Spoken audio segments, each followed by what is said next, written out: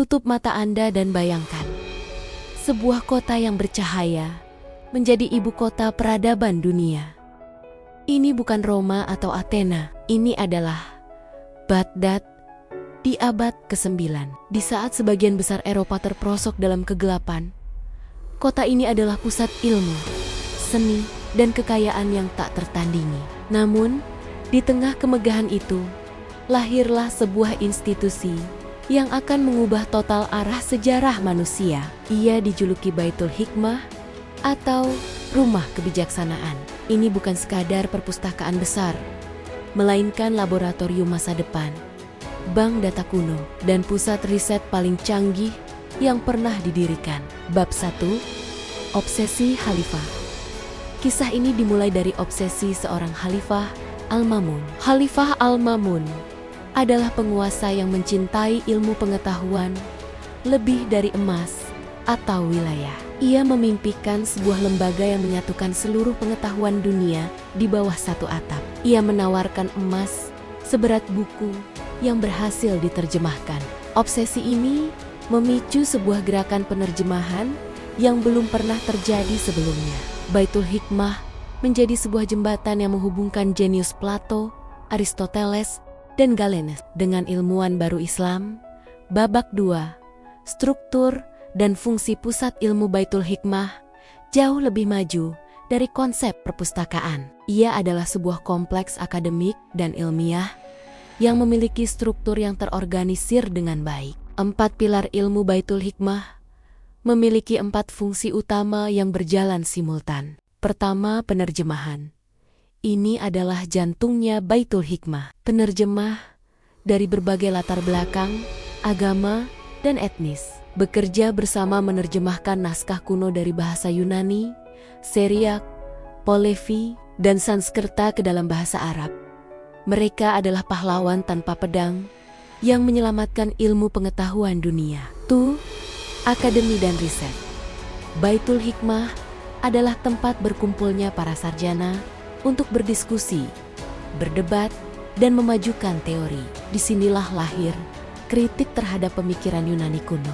3. Observatorium. Di samping Baitul Hikmah, dibangunlah observatorium canggih, tempat para astronom melakukan riset dan observasi praktis. Mereka membuktikan bahwa ilmu pengetahuan harus didasarkan pada observasi empiris, bukan hanya pada otoritas masa lalu.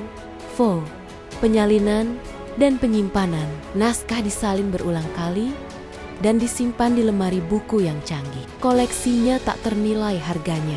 Babak 3. Revolusi matematika dan angka nol. Dari Baitul Hikmah, lahirlah sebuah revolusi matematika yang mengubah total dunia modern. Al-Khawarizmi. Bapak digital tokoh sentral adalah Muhammad Ibnu Musa Al-Khawarizmi. Beliau bukan hanya seorang sarjana, melainkan arsitek pondasi bagi dunia digital kita. Disinilah ia menyusun karyanya yang fundamental, Kitab Al-Jabar wa Al-Mukabalah. Kata Al-Jabar kita ambil langsung dari judul bukunya, dan kata algoritma yang menggerakkan setiap komputer dan ponsel yang kita gunakan hari ini adalah latinisasi dari nama beliau Al-Khawarizmi. Tanpa konsep aljabar dan algoritma yang ia ciptakan di Baghdad, ilmu komputer, kriptografi, dan teknologi modern, mustahil ada revolusi angka nol. Ibnu Khawarizmi juga berperan penting dalam mempopulerkan sistem angka India di dunia barat. Sistem desimal, termasuk angka nol yang revolusioner, diperkenalkan dan dikembangkan di Baghdad. Angka nol bukanlah sekadar angka, ia adalah konsep filosofis dan matematis yang membuka pintu bagi perhitungan kompleks dan astronomi modern. Babak 4. Ilmu tubuh dan jiwa kedokteran. Selain matematika, Baitul Hikmah juga menjadi pusat kemajuan kedokteran yang luar biasa. Al-Razi dan inovasi Abu Bakar Muhammad bin Zakaria Ar-Razi adalah salah satu dokter terhebat di sana. Karyanya yang monumental adalah membedakan secara klinis antara penyakit cacar dan campak. Al-Razi menunjukkan bahwa ilmu kedokteran harus didasarkan pada observasi klinis yang ketat. Ibnu Sina dan karantina meskipun hidupnya penuh gejolak di luar Baghdad.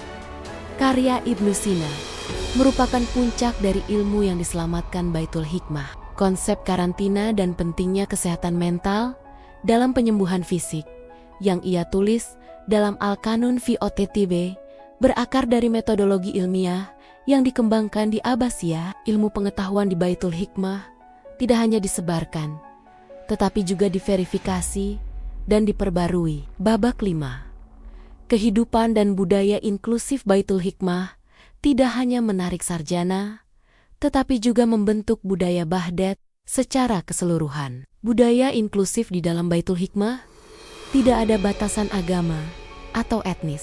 Kristen, Yahudi, Muslim, dan Zoroaster bekerja berdampingan. Bahasa Arab menjadi bahasa universal ilmu pengetahuan. Peradaban Islam saat itu berfungsi sebagai gelas kimia peradaban, mencampurkan semua ilmu lama dan menghasilkan sintesis ilmu baru yang cemerlang. Ini adalah model inklusivitas yang didorong oleh pengejaran kebenaran di atas segala perbedaan. Ilmu adalah mata uang budaya, menghargai ilmu ini meresap ke dalam masyarakat. Ulama, penyair, dan filsuf dihormati setara dengan wazir atau jenderal. Ilmu pengetahuan adalah mata uang yang paling berharga. Ini menciptakan lingkungan di mana ambisi terbesar seorang pemuda adalah menjadi seorang alim atau sarjana yang diakui. Babak 6. Pergolakan dan kesombongan khalifah. Namun, kejayaan Baitul Hikmah tidaklah abadi. Pelemahan kekhalifahan Abbasiyah mulai melemah akibat intrik politik, korupsi, dan perpecahan internal. Baitul Hikmah, meskipun masih beroperasi, mulai kehilangan dukungan penuh dari khalifah yang baru. Ilmuwan mulai merasa terancam oleh faksi politik yang lebih suka uang daripada buku. Ancaman dari timur pada abad ke-13, awan kelabu tebal menyelimuti Baghdad. Ancaman terbesar sepanjang sejarah peradaban Asia datang dari timur. Bangsa Mongol, dipimpin oleh Hulagu Khan, cucu Genghis Khan. Pasukan Mongol bergerak dengan satu tujuan: menghancurkan Baghdad, jantung kekhalifahan Abbasiyah. Para ulama Baitul Hikmah memohon agar Khalifah Al-Mastasim membangun pertahanan. Namun, Khalifah terlalu sombong dan terlalu sibuk dengan kemewahan istananya. Kesombongan dan kebodohan politik bertemu dengan kekuatan militer yang tak terhentikan. Babak 7. Tragedi Sungai Tigris pada tahun 1258. Baghdad dikepung. Setelah pengepungan singkat namun brutal, kota itu jatuh. Apa yang terjadi selanjutnya adalah salah satu tragedi terbesar yang pernah menimpa peradaban. Hulagu Khan memerintahkan pasukannya untuk menghancurkan Baitul Hikmah. Tidak ada belas kasihan. Pasukan Mongol memasuki perpustakaan, merobek naskah-naskah yang tak ternilai harganya, dan membuangnya ke Sungai Tigris. Sungai Tigris, sungai kehidupan bagi Baghdad, berubah warna. Konon, air sungai itu menjadi hitam pekat karena tinta dari ratusan ribu naskah yang larut. Pembantaian itu berlangsung selama berhari-hari. Hilangnya Baitul Hikmah bukan hanya hilangnya sebuah bangunan, ia adalah hilangnya memori kolektif umat manusia. Sebuah arsip ilmu pengetahuan yang tak ternilai, harganya lenyap selamanya. Tragedi ini menjadi peringatan keras bagi kita semua. Babak 8, epilog, refleksi, dan kesimpulan. Namun, ilmu pengetahuan tidak pernah benar-benar mati. Beberapa naskah berhasil diselamatkan oleh ilmuwan pemberani yang melarikan diri, atau disalin ke pusat ilmu lain seperti Kairo dan Andalusia. Melalui Andalusia dan Sisilia, ilmu yang diselamatkan dari Baitul Hikmah diterjemahkan ke dalam bahasa Latin. Karya Al-Khawarizmi dan Ibnu Sina kembali ke Eropa, memicu minat baru pada sains dan filsafat. Secara ironis, tragedi di Baghdad justru secara tidak langsung menyalurkan bahan bakar intelektual yang memicu renaissance dan revolusi ilmiah di Eropa Beberapa abad kemudian, Baitul Hikmah mengajarkan kita bahwa kekayaan sejati sebuah peradaban adalah pada ilmu pengetahuannya, bukan pada pasukannya. Ia juga mengajarkan kita tentang kerentanan ilmu dan pentingnya melindungi kebebasan berpikir. Kini, pertanyaannya untuk Anda.